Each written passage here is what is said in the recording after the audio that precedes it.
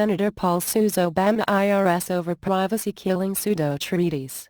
Senator Rand Paul, R. Kentucky, and the group Republicans Overseas Action are planning a lawsuit against the Obama administration's Treasury Department and the Internal Revenue Service, the latest effort to stop a deeply controversial scheme known as the Foreign Account Tax Compliance Act, FATCA, that turns constitutional privacy protections upside down. Represented by leading constitutional attorney, Senator Paul is taking aim at a barrage of pseudo-treaties, so-called Intergovernmental Agreements, IGAs, negotiated by the administration with foreign governments and dictatorships under FATCA to share personal data.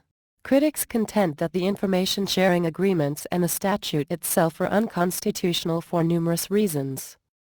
Especially problematic from a constitutional perspective is that the pseudo-treaties, which purport to mandate the shredding of Americans' financial privacy, are not being presented to the U.S. Senate for ratification. Because the U.S. Constitution requires the consent of two-thirds of senators for treaties to be considered valid, Paul and his supporters say the Obama administration is overstepping its bounds by bypassing Congress and pretending that its IGAs are legally valid. The actual FATCA statute passed by Democrats in 2010 as part of a jobs bill does not authorize the pseudo-treaties either, but they are considered essential to making the scheme work by the administration.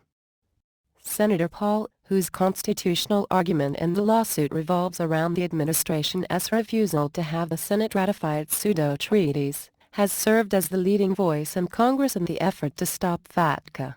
However, his expected involvement in the upcoming lawsuit against the IRS, first reported by the Washington Times, is only the latest element of the long-term plan to derail the controversial statute.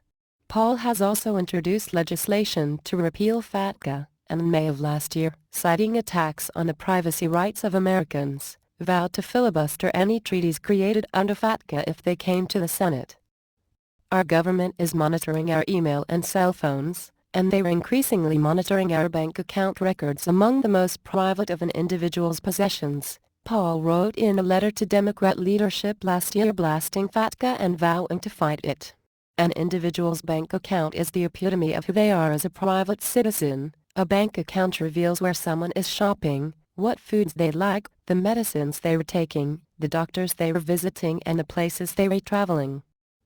Paul also lambasted the lawless attack on banks worldwide unless they agreed to become unpaid agents of the IRS by sending the Obama administration all Americans' private financial information without so much as probable cause or even suspicion of wrongdoing, much less a warrant as required under the Fourth Amendment to the U.S. Constitution.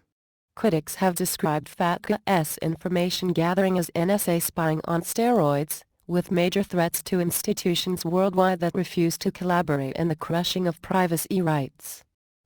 In addition to the problems of unconstitutional bullying and spying, the scheme, as Paul and countless experts have pointed out, has also created massive hardships for the estimated 7 million to 8 million Americans overseas. Indeed, many U.S. citizens and green card holders abroad have been completely shut out of the financial system as banks seek to avoid pariah U.S. clients and the regulatory nightmare associated with serving them. To deal with the FATCA problems, record numbers of Americans have been forced to surrender their U.S. citizenship just to survive. In short, this law punishes every single overseas financial institution with a 30% withholding tax unless they send the IRS the private records of overseas American bank holders. No questions asked, no reasonable suspicion, due process or court order required, Paul's letter to Democrats explained. This law has forced many foreign banks to simply deny services to Americans rather than deal with the burdens and costs of compliance with FATCA, thus impeding foreign investment and risking harm. A broad range of other serious problems for the United States and Americans have also been associated with FATCA, as the New American has been reporting for years. Paul's fellow plaintiffs in the lawsuit include Americans living abroad whose privacy rights are being shredded by Obama's unconstitutional pseudo-treaties with foreign governments and dictators. As the New American reported in a previous article about the upcoming suit, those Americans are challenging the violation of the right to be free from unreasonable searches and seizure enshrined in the Fourth Amendment. Because even innocent Americans can be faced with financial ruin even for innocent mistakes, the plaintiffs are also charging a violation of the Constitution's Eighth Amendment prohibition on cruel and unusual punishment. The Republican activist behind the group leading the legal charge said it was important to protect the rights of Americans, including those living abroad, many of whom have virtually no ties to the United States and some of whom, often dubbed accidental Americans, have never even set foot on U.S. soil. The best way to defend 8.7 million overseas Americans' right to privacy and constitutional protections is to cripple the IRS, FATCA and enforcement tools through legal action on constitutional grounds all the way to the U.S. Supreme Court. Salomon Yu, the founder of Republicans Overseas Action, was quoted as saying by The Times. The plaintiffs are being represented by super lawyer Jim Bopp, who has played a leading role in getting the U.S. Supreme Court to strike down other unconstitutional statutes such as McCain-Feingold's infringements on free speech. The president can only rely upon his authority, and he has no authority in the Constitution for this, Bopp told Bloomberg in a recent interview. We don't think this has to do with taxes. This has to do with disclosing private, personal information. The existence of a bank account in a foreign country has nothing to do with what taxes are imposed. Speaking to The Times, Bopp said that Obama owns this, adding that FATCA was passed when Democrats held majorities in both houses of Congress. The issue is inescapably partisan for that reason and for the fact that no Republican, in the U.S. House, supported the passage of FATCA, he added. The U.S. government didn't start enforcing it until Obama started to target U.S. citizens overseas in the belief that they had a lot of money but not a lot of political clout sufficient to fight back.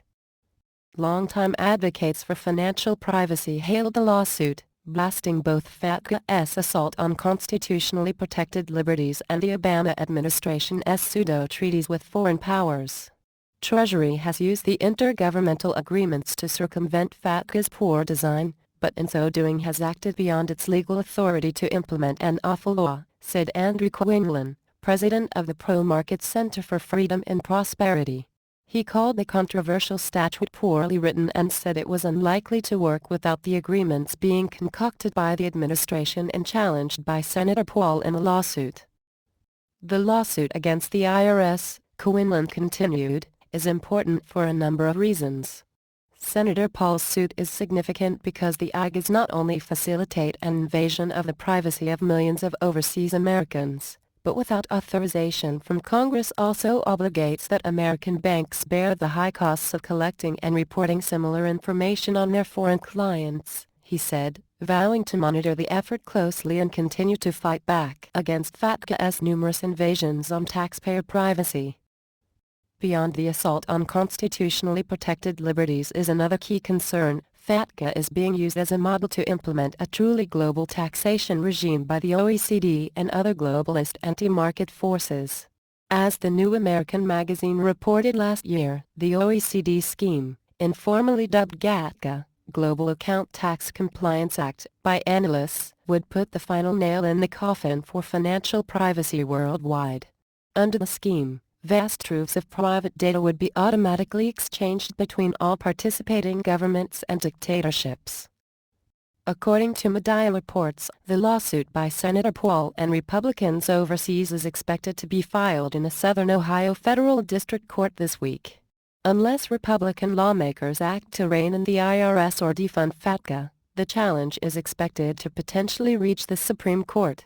Anti-FATCA activists are also seeking pledges to crush the scheme from 2016 presidential contenders. One way or another, privacy advocates say, FATCA will eventually be quashed.